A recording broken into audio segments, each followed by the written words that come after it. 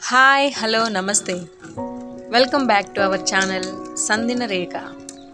ముందుగా అందరికీ శ్రీకృష్ణ జన్మాష్టమి శుభాకాంక్షలు. ఆ రాధాకృష్ణుల ఆశీస్సులు మనందరిపై ఉండాలని మనస్ఫూర్తిగా కోరుకుంటూ మన ఛానల్ని స్టార్ట్ చేసేద్దాం.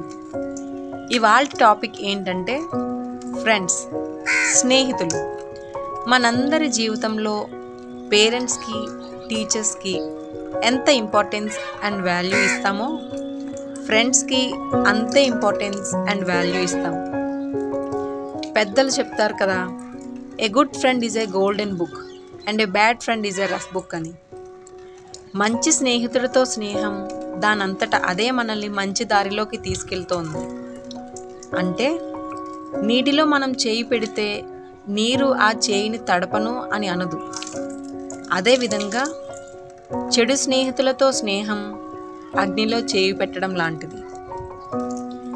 స్నేహితులలో మంచి చెడు ఉన్నారు, కానీ స్నేహంలో మంచి చెడు కానీ ఎక్కువ తక్కువ కానీ ఉండవు. శ్రీకృష్ణుడు అంతటి వాడు తన మిత్రుడైనటువంటి సుధామ కాలు కడిగి నెత్తిన పోసుకున్నారు.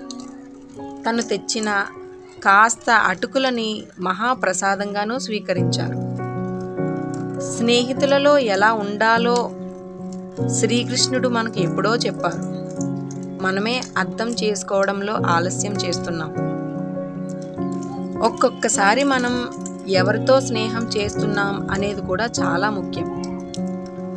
దానంలో గొప్పవాడు, గొప్ప పరాక్రమవంతుడైన కర్ణుడు దుర్యోధనుడితో స్నేహం వల్ల అతనికి దక్కిన స్థానం మనకు తెలిసినదే.